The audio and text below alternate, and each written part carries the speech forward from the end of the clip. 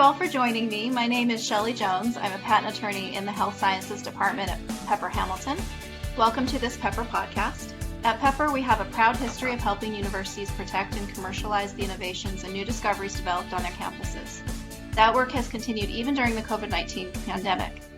In this podcast series, we are profiling some of our clients that are stepping up to help during the pandemic. I am pleased to interview my client doing good work, Claudia Stewart, Vice President for Technology Commercialization at Georgetown University. Claudia, welcome and thanks for joining me today. Pleasure to be here with you today. Claudia, Georgetown University is a major international research university teaching hospital. Can you tell us briefly about the Office of Technology Commercialization and how OTC supports innovation at the university? Sure.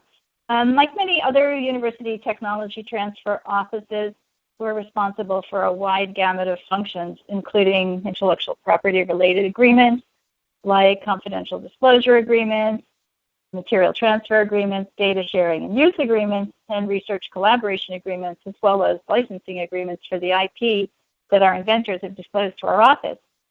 However, a major function is to receive and review invention disclosure agreements and to determine whether they merit patent filings. Then, of course, we manage the prosecution in collaboration with outside law firms such as Pepper Hamilton.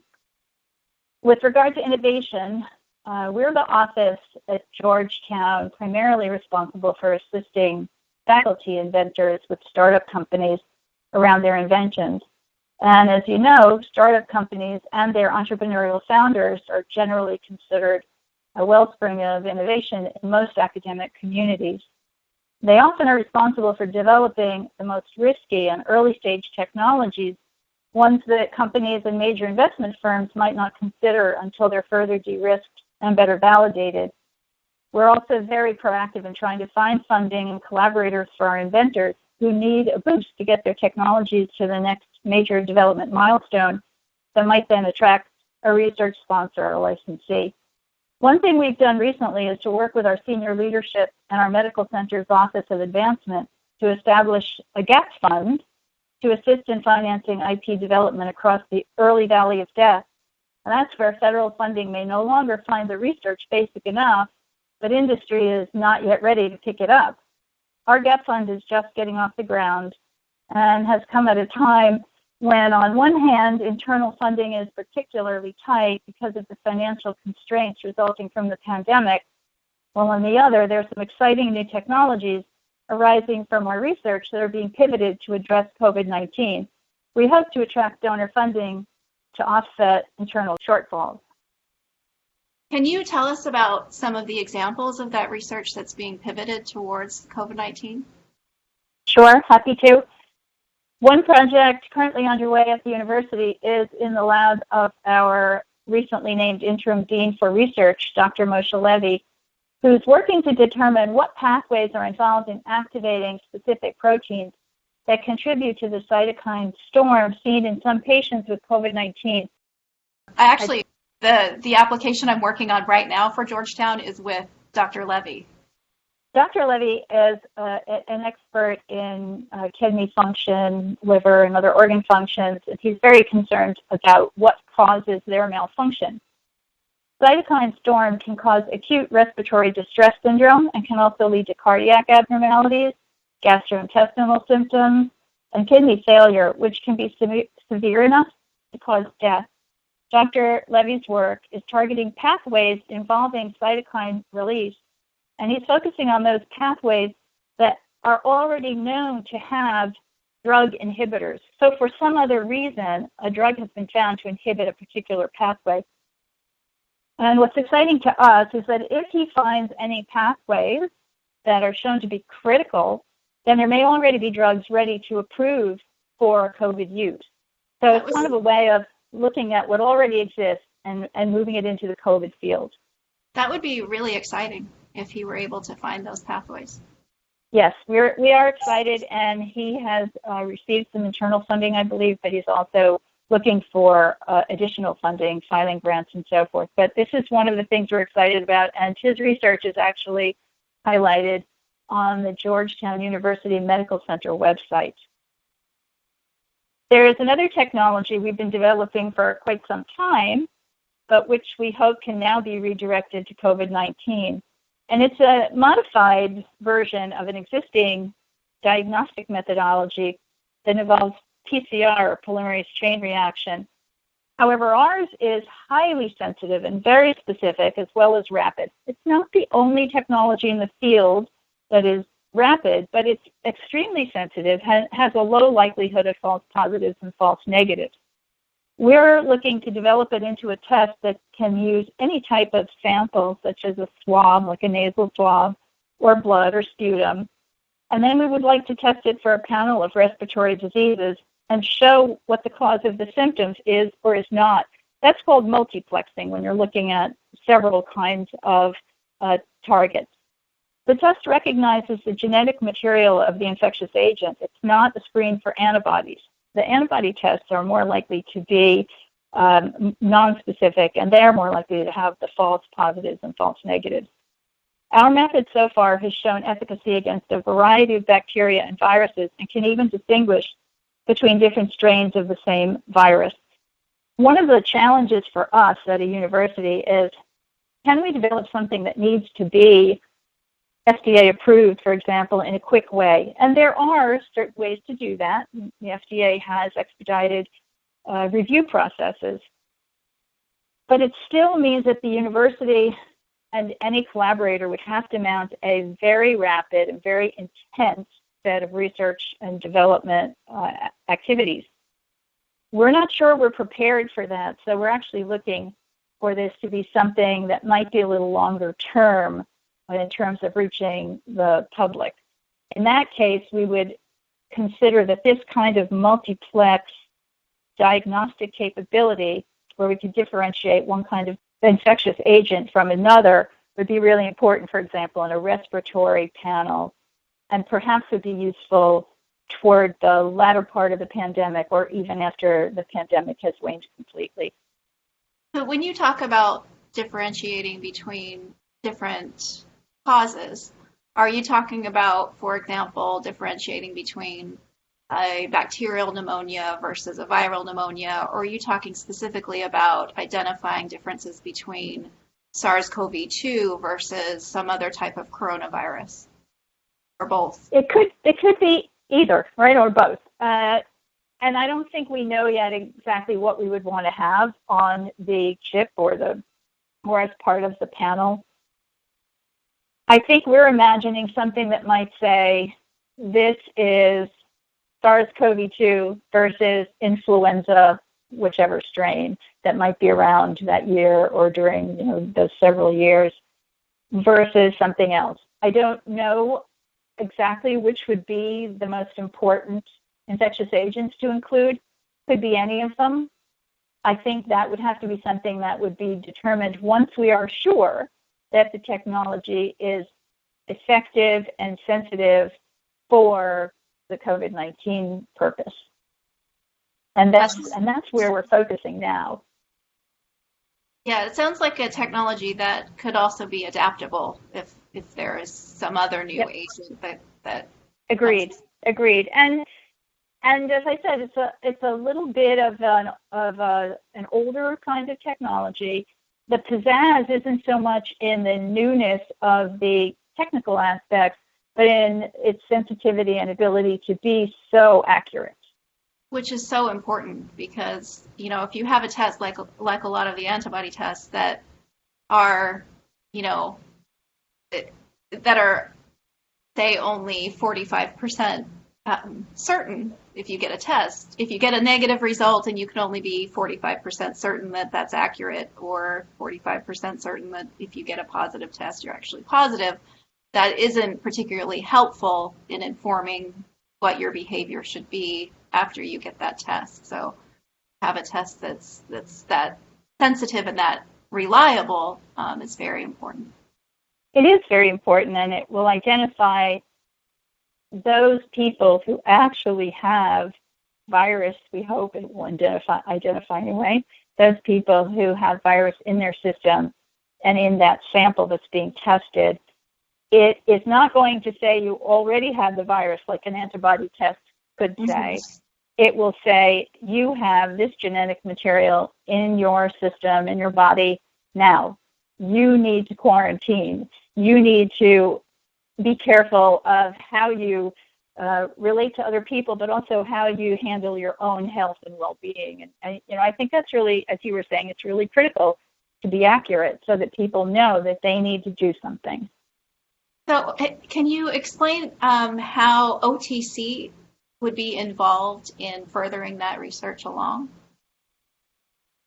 Sure. To the best of our planning at the moment, we are trying to help the investigator, who's Mark Danielson,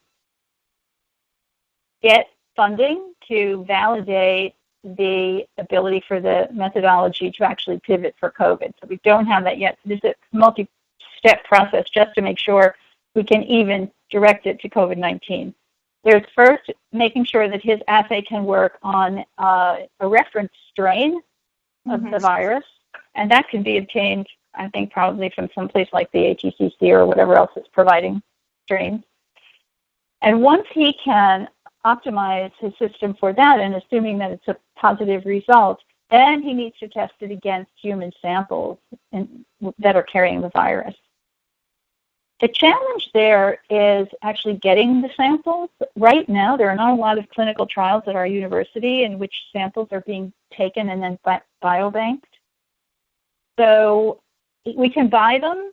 There are some samples that are available, but we'd also like to have well-annotated samples that come from a clinical trial that we know some information about.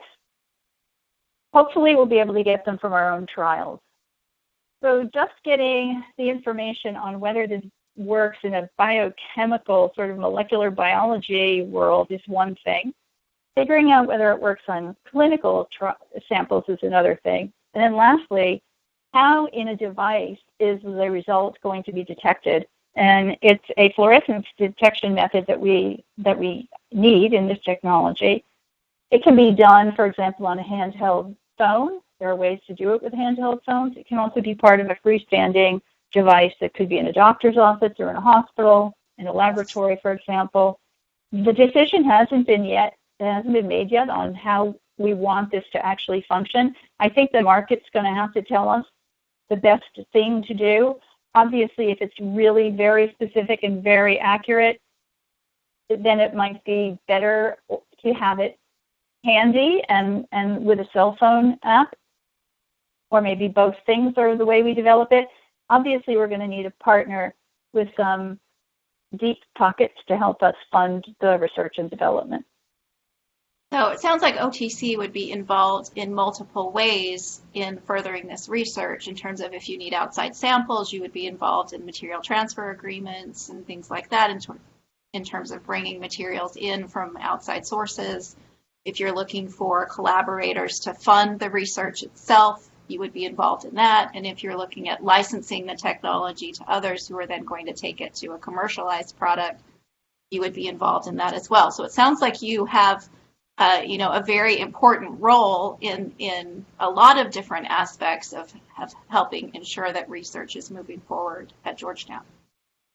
Absolutely.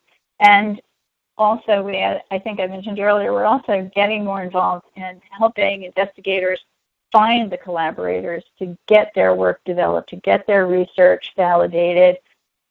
For this particular technology, we actually have been in touch with George Washington University because they have some bioengineers who might be helpful. And Georgetown does not have an engineering school. We do have a physics department.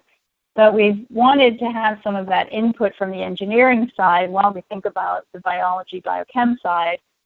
And so we actually put a CDA in place already, and we're working with them to explore the possibility of a collaboration. That's incredible. That's exciting. It is exciting. Now we're looking for ways to engage more with other DC and regional universities in most of this work. Work with your friends down the street, so to speak. Yep. So one of the things you mentioned was the licensing opportunities that Georgetown provides, and I know that one of your big initiatives at Georgetown has been to adopt socially responsible licensing at the university and have that implemented in its policies. Can you explain for our audience what that means, what socially responsible licensing means? I am happy to, and I'm going to actually put it in personal terms, university terms, industry terms if I can.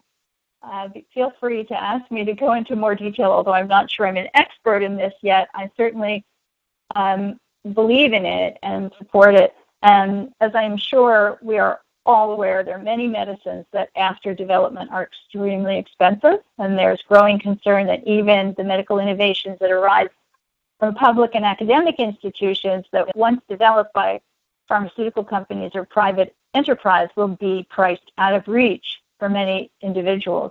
The aim of socially responsible licensing is to maximize the impact of our inventions on society and specifically to make them more accessible and available to populations or segments of populations that are either in particular need of these products and solutions or they're in lower middle income developing countries whose populations in general are financially challenged and have a difficult time affording necessary medicines or inventions for, say, agriculture or environmental issues like water purification. So what we do in our licenses is to include certain provisions that would compel the licensees to adhere to principles that support social responsibility, that make the drugs and products widely available and at reasonable prices, sometimes even for free. How are you implementing socially responsible licensing in response to COVID-19? One thing we're doing is that we recently started offering COVID-related intellectual property essentially for free to licensees during the pandemic.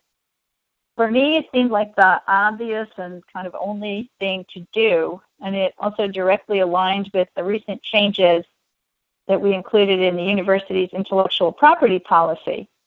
Last year, after several years of drafting and working with the faculty, OTC was able to include in our policy that we would adhere to socially responsible licensing whenever possible. The preamble of the policy states, while the university recognizes that the generation of revenue through commercialization of its intellectual property and contribution to the regional economy through commercial licensing to local startup companies are desirable, the university also seeks to maximize the humanitarian impact of its intellectual property. Therefore, when appropriate, OTC includes socially responsible licensing terms in intellectual property contracts. And then also in the licensing section of our IP policy, we state that in the course of evaluating invention disclosure forms, OTC may identify covered inventions that would be appropriate for socially responsible licensing. The aim of socially responsible licensing is to facilitate the availability of innovations in healthcare and other fields to address inadequately met and often urgent needs of society. We also cover this in our frequently asked questions, by the way, on our website. For such inventions, OTC may, after consultation with the inventors, include socially responsible licensing terms as appropriate in the license agreements for the invention. Socially responsible terms may affect such provisions as sublicensing, fields of use, territory, and royalty income, thereby possibly reducing the amount of revenue they generate. So as an aside, it was interesting because the concern was the possible conflict between a university's mission of doing good and sharing information and also wanting to get some kind of monetary returns on the technology that it's invested in. There was also concern by the faculty that they might not receive the income they had planned on getting from licensed technology, because one of the reasons we share our royalty revenues with inventors is to help incentivize them to actually disclose their inventions to us. Although it's mandated that they do so if they were federally funded, for example, but in general, it's a good incentive. So I was almost surprised that that issue actually arose. I just assumed everybody would be more than happy to reduce their income for needy purposes. And so we did also include in the policy a way to address any particular faculty concerns. So we actually, beyond that section that I just quoted, there's actually a section that describes how we'll handle it if there's some dispute about whether or not we should have socially responsible terms in a particular license. Oh, that's interesting. So it is interesting and far beyond what most other universities would ever do in their policies.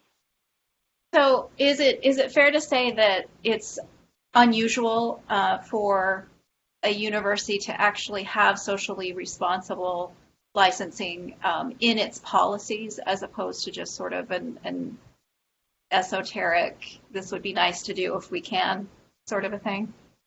Many universities, and I'm going to mention a couple, I think, just in a second, but many universities actually support socially responsible licensing, and other universities were ahead of us in this field, Berkeley being one, for example. But they have on their website and in the description of how they function as offices of tech transfer, for example, that's where they have their support for socially responsible licensing, not necessarily in their policies.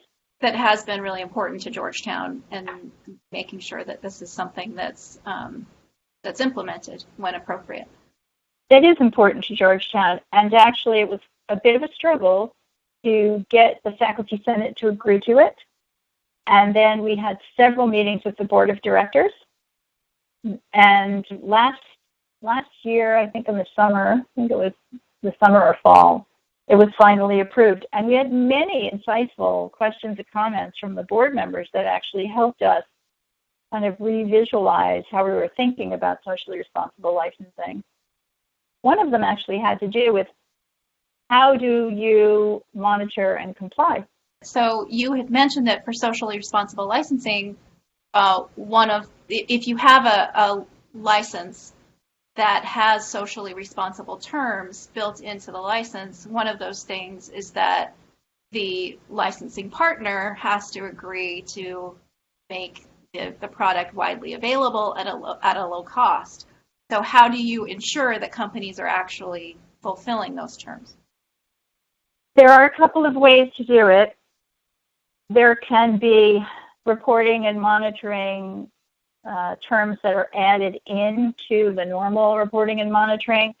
But I can say that indirectly, a way to do it is to just look at the royalty reports from each country to see whether there actually are disparities or differences in the amount of money coming in from those countries. So you want to make sure that products are actually being sold at affordable prices to those lower income and developing countries. So that's one way. So you actually can do it through the language that you use to describe what the royalty reports have to contain. The other thing that you can do is, in addition to that, you can actually engage in an audit if you need to. So that's sort of the back-end way of doing it, downstream way. And the auditor can help you determine that. And another thing is to have clawbacks so that you kind of pressure the company into realizing that if they don't do what you say, that you, the licensor, can actually directly license to a company that might be willing to abide by those terms. So you could actually, either take back the license or enter into a license with another organization. Right, essentially making something that might have been exclusive, non-exclusive. That's interesting. Yeah. So, that's one thing that those are ways anyway that we do this. And we have always had in our licenses, even before the socially responsible aspect, we've always had in our licenses terms that would compel a licensee to either sub-license to a company that would be willing to develop and sell product in territories where the product is needed at a reasonable price, or we would directly license. We've always had that term, regardless of whether it's spelled out in any other way. Because, as you mentioned, ultimately the goal of the university is for the public good. It's not to just have a technology license sitting on a shelf somewhere that never actually benefits the public. Absolutely, and based on the Bayh-Dole law, if a technology has been developed through use of federal funds, we actually are obligated to make sure that it is widely disseminated and developed. So specifically with the COVID-19 response, I know that one of the things that you are looking at is adopting socially responsible licensing terms in licenses for technology that is either useful for or pivoted to COVID-19 pandemic purposes. So can you explain a little bit more about that and what you're doing specifically with COVID-19 related technologies as it relates to social responsible licensing? Absolutely. As we just discussed, while some other universities might be more active in socially responsible licensing, largely because they have more extensive portfolios, and we know that very few of them have explicit statements in their published policies, there have been a number of university organizations that have come forward adopting socially responsible licensing terms as part of their response to the pandemic. And I decided to lead Georgetown University into signing on to two sets of principles pretty early on. I'm thinking it was sometime in March, but I'm not sure of the date. One of them is something called the COVID-19 Technology Access Framework, put forth by Stanford, Harvard, and MIT. And Georgetown was the third university to sign on after the Broad Institute and Cornell. This framework explicitly states, we are committed to implementing COVID-19 patenting and licensing strategies that are consistent with our goal of facilitating rapid global access. For most types of technologies, this includes the use of rapidly executable, non-exclusive, royalty-free licenses to intellectual property rights that we have the right to license for the purpose of making and distributing products to prevent, diagnose, and treat COVID-19 infection during the pandemic and for a short period thereafter. In return for these royalty-free licenses, we're asking that the licensees for a commitment to distribute the resulting products as widely as possible and at low cost that allows broad accessibility during the term of the license. So that was the first thing that I had Georgetown sign on to. The next one was something called the Autumn COVID-19 Licensing Guidelines. Autumn is the Association of University Technology Managers, which is considered to be our main professional association in tech transfer, and I'm sure you're familiar with it. Yes. And they've always had a set of 9 points to guide licensing and tech transfer. The current COVID-19 licensing guidelines support humanitarian licensing, but in addition, they suggest that after an appropriate amount of time, the terms of the license could convert to more traditional terms. So Georgetown's participation in this approach is explained on our website, and it's found specifically on the page that has to do with COVID-19 and contracts. In our own licensing, we will apply socially responsible terms to any technology that might address the pandemic in any way. We're licensing technologies royalty-free with no upfronts for a limited time, and we include a provision in our licenses that says this license is effective from whatever date until 1 year from that date, or until 3 months after the World Health Organization declares the COVID-19 pandemic to have ended, whichever occurs first. So we have kind of allowed this to be about a year, but it could be, we might have to do it whichever occurs longer at this point, depending on how things are going. But what we want is for our terms to extend to a short period of time after it's considered that the pandemic is over. We think that companies will need some time before they can rethink how they want to use the technology, whether they want to use it. We're assuming that all along they're going to have some idea for post-pandemic uses. And we're thinking that way. One of the differences between what we are doing and what's recommended by those two sets of guidelines is that we're actually going to consider exclusive licensing, and we're in discussion with a company now in which there would be exclusive licensing for technologies that could be addressing the pandemic. However, what we have are very, very stringent diligence milestones within the license, so that we are going to make sure that the licensee will only get to keep that technology if they're actually developing it and preparing it for wide dissemination. Not everything we have necessarily lends itself to being a non-exclusive license, partly because some of our things are so early stage that without a big investment from a licensee, we might not ever get them developed. So it would be difficult to try to tell some company, we're going to give you this exciting early stage technology, but we're also going to possibly give it to 10 other companies. Who's going to make the investment then to develop it?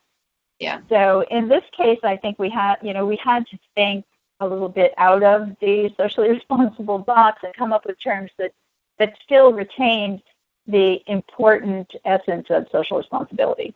Yeah. So I find it interesting that it's almost as though you're taking kind of a hybrid approach, since the pandemic is ultimately going to only last for a certain duration. You're offering socially responsible terms for the duration of the pandemic and shortly thereafter, and then reverting to a more traditional licensing for those technologies that wouldn't otherwise fall under your rubric of social responsible licensing as part of your general policies.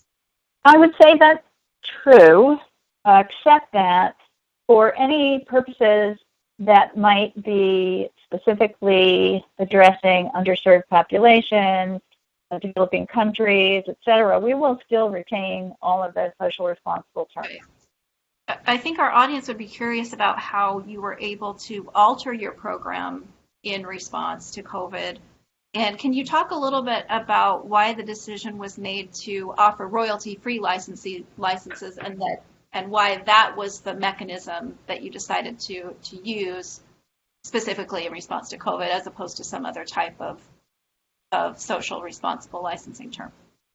Well, let me address that part first, the royalty-free part first, partly because it aligned with the general socially responsible licensing guidelines from other organizations, and partly because of what we just discussed about the early stage of technologies. Some companies won't even take the risk of developing early stage technologies, except for maybe those that are startups or more entrepreneurial, and they generally don't have much money. So I think the idea of making something royalty-free is attractive to those companies willing to take the risk. I think it also was important to speed things up, and so I think for those guidelines in which they recommend royalty-free during the pandemic, I think that is an incentive to companies that might otherwise kind of not be that interested in particular technologies. It's kind of a win-win because it could help universities get technologies that might sit on the shelf a little longer, actually get them out and get them developed and tested and so forth. So from the standpoint of early stage technology, I think it was important to be able to offer the royalty-free. In terms of how we were able to pivot, I think based on our conversation to this point, it's clear that we have a sort of mission and a goal to enable wide dissemination of our technologies. And it was kind of logical for us. So I wanted to do what would be right for the institution. Georgetown's values embody the principle of men and women for others, which is reflected in the university's local, national, and international service projects, as well as its many justice immersion programs, student-led service and justice organizations, and as you may know, Georgetown has a major focus on global health. But I personally was also seeking a way to combine a need to contribute to solutions to fight the pandemic. So I was in a very unique and fortunate position in some ways that I have some influence on how the university will conduct its technology transfer. And I knew that what I was proposing was mission driven, and that I also got positive feedback. I made sure that I shared with all the senior leadership everything that I was hoping to do, and I got positive feedback all along the way. But I personally had become engaged in a struggle that my daughter was going through to help find a way to help her dear friend and graduate school roommate who was fighting for her life against COVID-19 in a hospital in New York City. Sadly, this wonderful 30-year-old woman succumbed. I knew I had to be proactive in whatever ways I could to try to balance the situation and bring some justice to the loss of this vibrant young woman. So again, I felt so fortunate to be able to share the values of Georgetown to bring some balance to what had just happened to this young woman and to my daughter and all of her friends. And so it was really just logical for me to help guide Georgetown to take these steps. That's really wonderful that you were able to channel the way that the university responds in such a positive way. Are there any particular examples of companies that have adopted a royalty-free license to respond to the COVID pandemic? Very early on, one of the things my office started to do was to become more active on social media so that we could promote some of the technologies that we thought would be important during the pandemic. And we did get a response from one small company. I don't have permission at the moment to mention them by name, but I'll describe the situation. A small company that is a telehealth company that works on individual monitoring through a device that they provide to the patient. They work on individual telehealth monitoring. They're interested in understanding ways and finding new ways that they can actually combine what they already do with what the pandemic is requiring, and to understand who might be at risk and who are the contacts and who are the populations that we should be looking at. Coming out of a combined effort several years back from the medical center as well as our office, Department of Computer Sciences, we had a technology that we filed on. There's an issued patent or two on it already that describes a methodology for understanding a person's state of being, if you will, all of the kinds of things that may play into the sort of score or profile of that person's health. And we tweeted that, and this small company I was just alluding to was interested, and we've already started negotiating a license with them, because what they want to use our technology for is to help them track the population that should be being observed for possible COVID infections, but also to help determine how their underlying state of health could affect the disease outcome if they become infected. So we're actually working on a license for this computer science technology. It's a sort of an AI kind of technology that is going to be licensed to this small company that already has this network of patients and devices that can monitor their health. That's really interesting. Thank you so much for joining us today, Claudia. And thank you for the work that you're doing at OTC and at Georgetown generally to support research in this very important area. Is there anything else that you wanted to mention before we conclude? Well, first of all, thank you. Thank you for having me here to share some of our approaches and our thoughts about socially responsible licensing and how we're addressing the COVID pandemic. I think I mentioned a couple times throughout our interview that our website has a lot of information on it, and in order to help our faculty, but also to help interested companies, we have posted a lot of resource information on our website. So there's everything from information on sort of the White House Open Research Database, the bioorganization hubs for R&D collaborations. We also have information on how we're prioritizing any contracts that have to do with COVID-19. There really is a wealth of information. Please feel free to visit our website. That's what I would like to tell people. And I hope that everyone realizes that when people say this is not just a hardship, it's also an opportunity, that while it sounds trite, it really is a time when we all can rise to the occasion and find new ways of being helpful. Thank you so much. That's a wonderful note to end on. And I hope our audience has found this discussion informative. And if you're interested in learning more about OTC and including opportunities to license Georgetown technology and to collaborate with Georgetown researchers, you can visit their website at otc.georgetown.edu. If you're interested in hearing about our Pepper Seed program, visit seed.pepperlaw.com. And if you're interested in other aspects of Pepper's response to the COVID-19 pandemic, you can visit our Pepper Hamilton and Troutman Sanders COVID-19 Resource Center at covid19.pepperlaw.com. Thanks again, Claudia. My pleasure.